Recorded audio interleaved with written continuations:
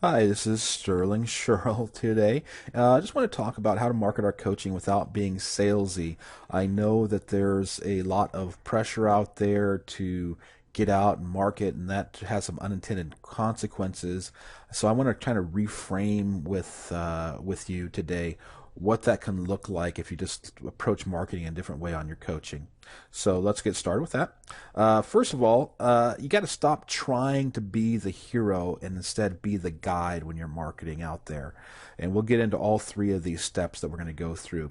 The second thing we're going to talk about is what is the result our markets want now. That will be the principle that's really going to hinge on everything on your marketing. And third thing is give those results in advance. And I borrowed that. I won't say I stole that. I borrowed that from one of my mentors that I look up to, Jay Abraham. We'll talk about that in a second as well too. But be the guide, not the hero, is the first point. It's a mistake to try to position ourselves as the hero to save our clients. Instead, we have to be putting our clients as the heroes. We are the ones who are merely the guides to show them how to navigate the path to their true heroic selves. We put so much pressure on ourselves to be perfect, then we try to be when we try to be that hero. This causes a lot of coaches not to even market effective because they feel they're not worthy of being that hero. And when you have that, that's called imposter syndrome. People will say that. But what happens if you feel inadequate, you will more likely not try to market effectively because you don't want to. It's disingenuous. Who wants to be found out to be a fraud after all? To get around this, we need to position ourselves as the guides to be trusted to help our clients reach their goals. The focus is on helping them, not on our credentials or certifications. This is something that I really see with a lot of people who even when you see some of these high end coaches, it's all about their lives and all their how well they're doing. You got to forget all that stuff, and that causes people, if you don't live those lives, that's incongruent.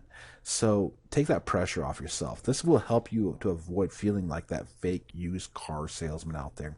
This also differentiates you in your marketplace because you're not doing what everyone else is doing and they're trying to be the ones that are the celebrities out there.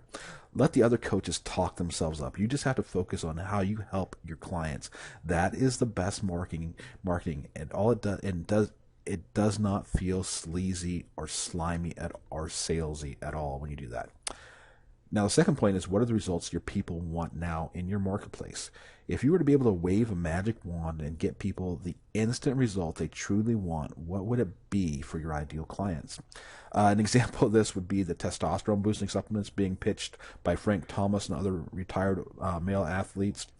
Just a quick aside, I actually met Frank Thomas several times when he was playing with the White Sox. He was an all-star with the Chicago White Sox.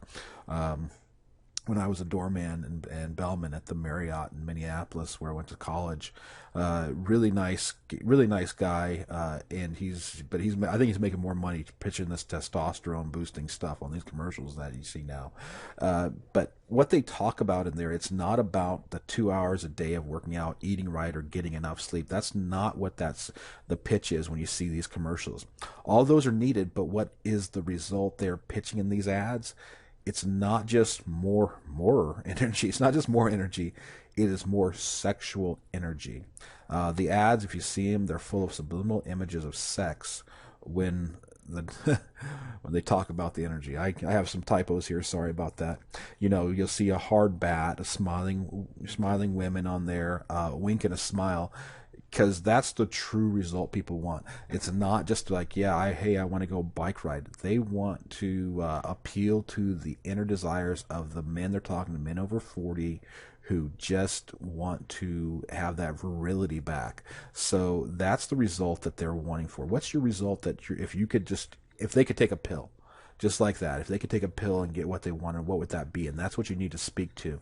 We got to be able to stop talking about all the other things. Like I said, the working out, eating. So if you have, a workout program, people don't want to hear about, well, hey, in 90 minutes a day or hey, in 30 minutes a day, whatever it may be, we're gonna do a whole body workout that's gonna challenge you and build up your cardio and core.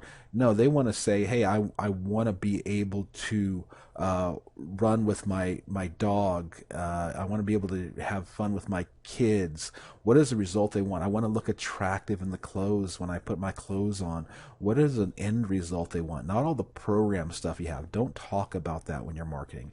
They may be necessary. That's I understand, but you'll have to do that. Have time to do that once you get them as clients. But for now, we must uncover the main result they want and promise we can help them get it, even if it's unspoken. One of my marketing heroes, this is the third point. I'm sorry about all the typos here. One of my marketing heroes, Jay Abraham, has said, "Don't wait until money is exchanged before you provide value." I love this quote because it speaks to me as someone who sees the world as giving freely to those who do not try to be stingy. The point being, we see all the funnel stories and how much, hey, I made 6 figures in 24 hours or 7 figures in X amount of time on my funnel, but that's really not should be that's not our focus here. It's to find people that we can actually help and provide them help in advance without money being exchanged. I believe that God or the universe, whatever you want to say, rewards those who provide value. It's not about sitting in a room chanting mantras, though. You have to get out there and give. It makes no sense to expect results because we recite success quotes. And I see that all the time, people liking all these success quotes, and that just makes them feel good, but doesn't do anything to help them achieve what they need to achieve. Giving even our best advice away for free and see what our marketing roads sexplode. Oh gosh, oh, that's a subliminal message I put in there. We're gonna have your marketing results sexplode. That's what we're gonna do today. But what if people do not pay you? Then just move on. If you're dealing with a person who does not see enough value in what you are offering, then give it to the next person, then the next, and the next. I think Gary Vaynerchuk is talking about jab, jab, jab, jab, hook. Just keep giving, giving, giving, and then go for value. And that may just, hey, you may have to go through several iterations, several days, several weeks, or whatever it may be, but you'll get the right people to come to you because you'll come enough across people that God puts in your life that values enough to become a paying client for you. So, talking about results advanced, did you marry the first person you ever dated? Most of us haven't done that. I know some high school sweethearts that those are great stories, but to remember those stories because they're few and far between. It takes a few tries, a few heartbreaks even. So they're going to experience that when you're starting out and doing this as well too. But don't give up on putting yourself out there because a few people take advantage of you. You will get yours in the end. So in conclusion, don't take any of this personally. Heck, even if you're successful and growing, it would be a mistake to think it is all about you. You're there to be the guide, not the hero. Speak to the inner desires, the people you can help the most, and don't be afraid to give your best stuff until they have paid you. Thanks. This is Sterling, signing off.